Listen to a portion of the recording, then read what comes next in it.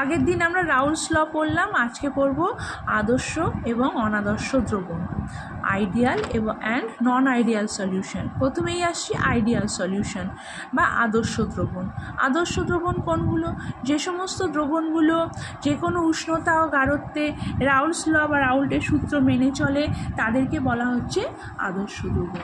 এবার আদর্শ দ্রবণ তৈরিতে দেখো যে সমস্ত উপাদানগুলো আদর্শ দ্রবণ তৈরি করবে তাদের ভিন্ন দুটো উপাদানের অণুগুলোর আকার আকৃতি এবং রাসায়নিক প্রকৃতি ভীষণ সদৃশ হয়। ঠিক আছে, প্রায় একই রকম হয় তাদের উপাদানগুলোর অণুগুলোর আকার আকৃতি এবং রাসায়নিক প্রকৃতি।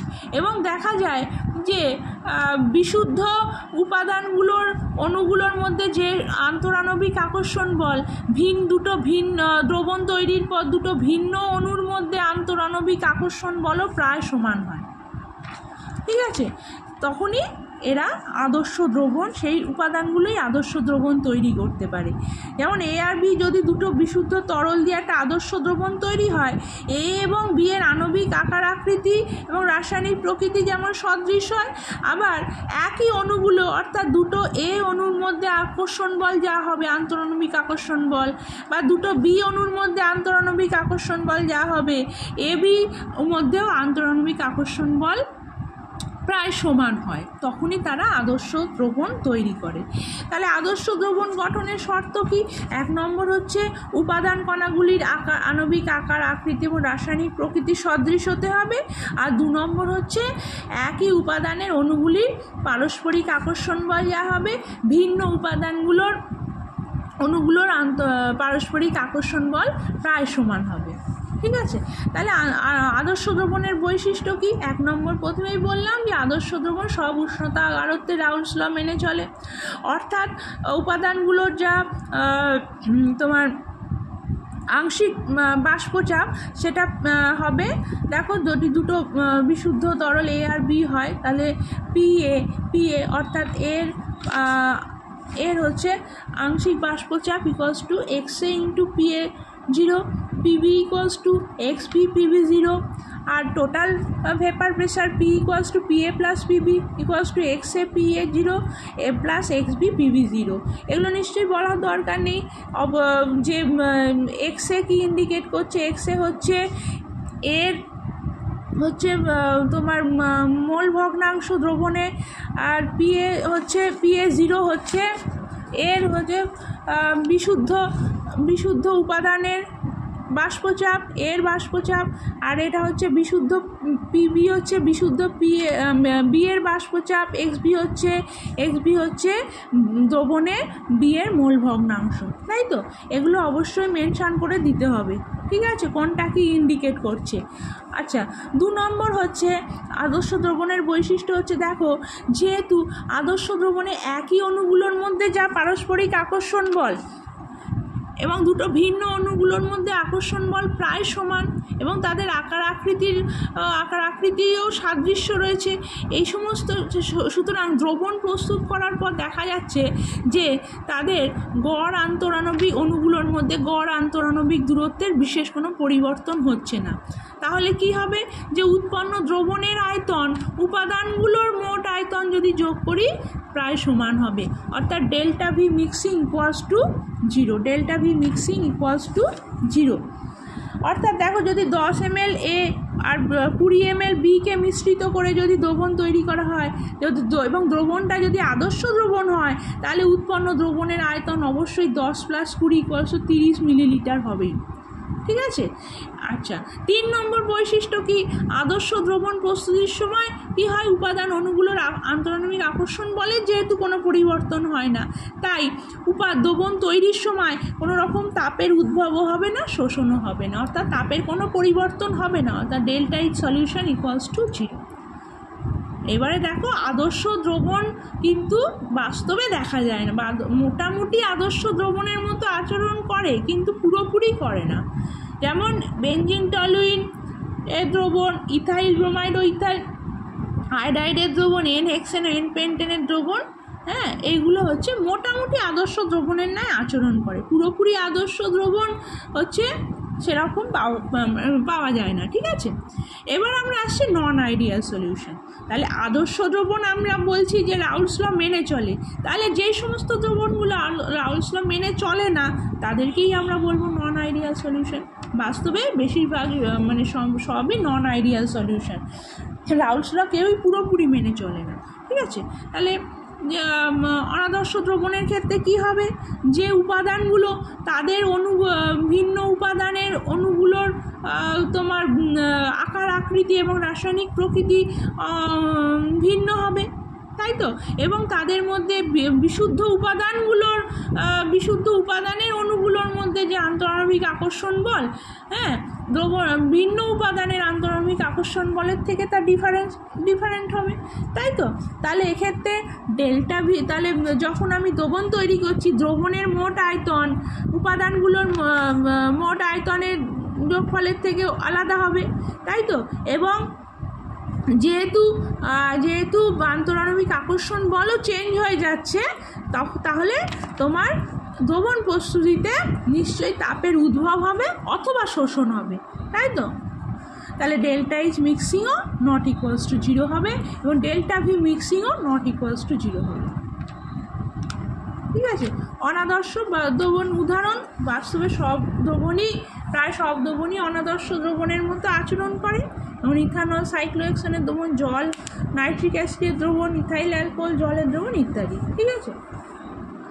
এইবারে দেখো অনাদর্শ দ্রবণ আবার দু রকমের হচ্ছে। কীরকম? একটা হচ্ছে রাউলস ল থেকে ভায়োলেট করছে, তাই তো। আমি বললাম কি অনাদর্শ দ্রবণ কাকে বলছে, যে সমস্ত দ্রবণগুলো রাউলস ল মেনে চলছে না। এবার দুরকম হতে পারে, এক হচ্ছে দ্রবণের পরীক্ষালব্ধ বাষ্পচাপের মান সম উষ্ণতায় রাউলস ল থেকে আমি যে বাষ্পচাপ পাচ্ছি দ্রবণের তার মান অপেক্ষা বেশি হতে পারে অথবা কম হতে পারে। এবার যদি বেশি হয় তাহলে বলবো যে দ্রবণটা রাউলস ল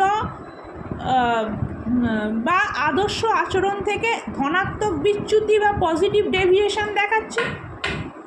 আর যদি বাষ্পচাপের মান, পরীক্ষালব্ধ বাষ্পচাপের মান একই টেম্পারেচারে রাউলস ল থেকে প্রাপ্ত বাষ্পচাপের মান অপেক্ষা কম হয়, তাহলে বলবো সে হচ্ছে নেগেটিভ ডেভিয়েশন বা ঋণাত্মক বিচ্যুতি দেখাচ্ছে। হ্যাঁ, এবারে দেখি ধনাত্মক বিচ্যুতির কারণ। দেখো, এ আর বি দুটো সম্পূর্ণ মিশ্রণযোগ্য উদ্দায়ী তরল, দুটোই উদ্দায়ী তরলের সমন্বয়ে গঠিত দ্রবণের কথা বিবেচনা করা যাক। এখানে কি হয় দেখো, আমি কি বললাম যে অনাদর্শ দ্রবণের ক্ষেত্রে কি হয়, যে একই উপাদানের অণুগুলোর মধ্যে যে আকর্ষণ বল দুটি ভিন্ন উপাদানের অণুগুলোর মধ্যে আকর্ষণ বল আলাদা হয়। এবার যখন ধনাত্মক বিচ্যুতি ঘটে, কোন দ্রবণের ক্ষেত্রে ঘটে, যদি ভিন্ন উপাদানের অণুগুলোর মধ্যে আকর্ষণ বলের মান বিশুদ্ধ, মানে একই অণুগুলোর মধ্যে আকর্ষণ বলের মান অপেক্ষা কম হয়, তাহলে কিন্তু ধনাত্মক বিচ্যুতি দেখায়। ভালো করে বোঝো, মানে একটা মনে করো এ আর বি দুটো ভিন্ন উপাদান দিয়ে একটা দ্রবণ তৈরি হয়েছে। এবার এর মধ্যে যে আকর্ষণ বল, বিশুদ্ধ এ তরলের অণুগুলোর মধ্যে যে আকর্ষণ বল বা বিশুদ্ধ বি তরলের অণুগুলোর মধ্যে যে আকর্ষণ বল, তার থেকে যদি এ বির আকর্ষণ বলের মান কম হয় তখন কি হবে, যদি ভিন্ন উপাদান অর্থাৎ দ্রাব্য এবং দ্রাবকের অণুগুলোর মধ্যে যদি আকর্ষণ বলের মান কম হয়, তখন তারা সহজেই কিন্তু লিকুইড স্টেট ছেড়ে বাষ্পীয় দশায় গমন করবে, তাই তো। গমনের হার, বাষ্প দশা গমনের হার বেশি হবে, অর্থাৎ বাষ্পচাপের মান বেশি হবে। অর্থাৎ কোনো একটা সংযুতিতে দেখো, কোনো একটা সংযুতিতে এ আর বি এর আংশিক বাষ্পচাপের মান পরীক্ষালব্ধ যদি এ আর বি এর আংশিক বাষ্পচাপের মান যদি এক্সপেরিমেন্টালি যদি বের করা হয়, বা দ্রবণের মোট বাষ্পচাপ যদি বের করা হয় তাহলে দেখা যাবে যে ওই সেম টেম্পারেচারে যদি আমরা রাউল্টস ল থেকে ক্যালকুলেট করে বের করি, এবং অবশ্যই একই সংযুতি রাখতে হবে, একই সংযুতিতে এবং সেম টেম্পারেচারে যদি আমরা রাউল্টস ল থেকে আমরা থিওরিটিক্যালি বের করি তাহলে দেখা যাবে যে এক্সপেরিমেন্টালি যে মানটা পাচ্ছি সেটা রাউল্টস ল থেকে প্রাপ্ত অর্থাৎ থিওরিটিক্যালি প্রাপ্ত মানের থেকে বেশি হবে। তখনই হচ্ছে ধনাত্মক বিচ্যুতি দেখা যাবে। দেখো গ্রাফটা দেখো, এই যে ডটেড লাইন দিয়ে রাউল্টস ল, এটা ডটেড লাইনটা রাউল্টস ল থেকে প্রাপ্ত রেখাচিত্র, আর হচ্ছে তোমার যে বেন্ট লাইনটা দেখা যাচ্ছে সেটা হচ্ছে তোমার ধনাত্মক বিচ্যুতি। দেখছো উত্তল প্রকৃতির হয়, ঠিক আছে, এরা হচ্ছে উত্তল প্রকৃতির অনাদর্শ দ্রবণের ক্ষেত্রে প্র্যাকটিক্যালি এরকম উত্তল প্রকৃতির হয় যদি সে ধনাত্মক বিচ্যুতি প্রদর্শন করে, ঠিক আছে। এখানে দেখো একটা ম্যাক্সিমাম বিন্দু পাওয়া যাচ্ছে, এখানে একটা নির্দিষ্ট সংযুতিতে দেখা যাচ্ছে, দেখো দ্রবণের মোট বাষ্পচাপ একটা ম্যাক্সিমাম বিন্দু শো করছে, এটা সর্বোচ্চ বিন্দু পাওয়া যাচ্ছে, অর্থাৎ এই সংযুতিতে তোমার দ্রবণের মোট বাষ্পচাপের মান ম্যাক্সিমাম হচ্ছে। এবার বাষ্পচাপের মান ম্যাক্সিমাম মানে ওই বিন্দুতে কিন্তু স্ফুটনাঙ্ক সর্বনিম্ন হবে, ঠিক তো, দ্রবণের স্ফুটনাঙ্ক কিন্তু এই পয়েন্টে সর্বনিম্ন হবে। আচ্ছা, এইবারে উদাহরণে আসছি। উদাহরণ, ধনাত্মক বিচ্যুতি প্রদর্শনকারী তরল জলের উদাহরণ হচ্ছে ইথানল, অ্যাসিটোন, মিথানল জল, ইথানল জল, হ্যাঁ এইগুলো। এবার কেন এরা ধনাত্মক বিচ্যুতি দেখায়? আমি কি বললাম, ধনাত্মক বিচ্যুতি কখন দেখাবে? যখন দ্রবণের উপাদানগুলোর মধ্যে আকর্ষণ বল, উপাদান অণুগুলোর মধ্যে আকর্ষণ বল বিশুদ্ধ উপাদানের মানে একই অণুগুলোর মধ্যে আকর্ষণ বলের থেকে কম হবে, তাই তো। বিশুদ্ধ, দেখো আমি একটা উদাহরণ দিই তাহলে বুঝতে পারবে। ইথানল অ্যাসিটোন, ইথানলের অণুগুলো দেখো C2H5OH আমরা জানি, তাই তো। ইথানল অণুগুলোর মধ্যে কি আছে, এদের মধ্যে কিন্তু হাইড্রোজেন বন্ড আছে, দেখো C2H5OH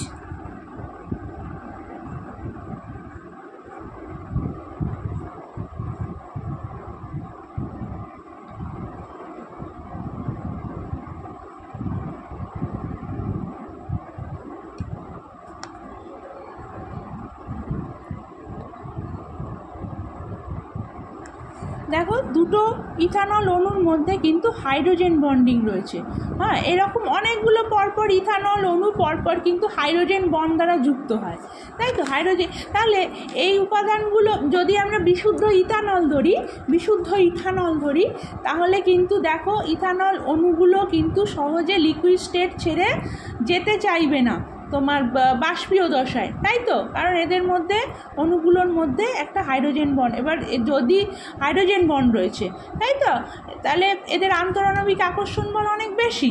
এবার যদি এদেরকে বাষ্পীয় দশায় পাঠাতে হয় তাহলে আমাকে বেশি টেম্পারেচার সেরকম এনার্জি দিতে হবে, তবে হাইড্রোজেন বন্ডগুলো ভাঙবে এবং তারা বাষ্পীয় দশায় গমন করবে।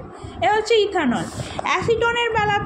অ্যাসিটোনের বেলাতেও কিন্তু একটা আন্তরাণবিক আকর্ষণ বল কাজ করে, যদিও এদের মধ্যে মানে ওই ইথানলের মতো হাইড্রোজেন বন্ডিং নেই, কিন্তু একটা ডাইপোল ইন্টারাকশন কাজ করে। এইবারে যখন আমি ইথানলে অ্যাসিটোন যোগ করছি তখন কি হয়, অ্যাসিটোন অণুগুলো কি হয়, ইথানলের আন্তরাণবিক স্থানে প্রবেশ করে।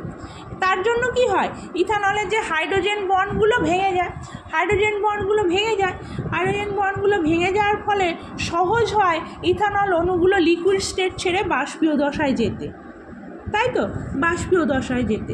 সেই জন্য কি হবে, দ্রবণের উপরিস্থিত বাষ্পে ইথানল এবং অ্যাসিটোনের আংশিক বাষ্পচাপ তখন কিন্তু বেড়ে যাবে। বিশুদ্ধ ইথানল বা অ্যাসিটোনের থেকে এদের যখন দ্রবণ তৈরি করছি তখন কিন্তু ইথানল এবং অ্যাসিটোনের আংশিক বাষ্পচাপ তোমার হচ্ছে হ্যাঁ, আংশিক বাষ্পচাপ বেড়ে যাবে।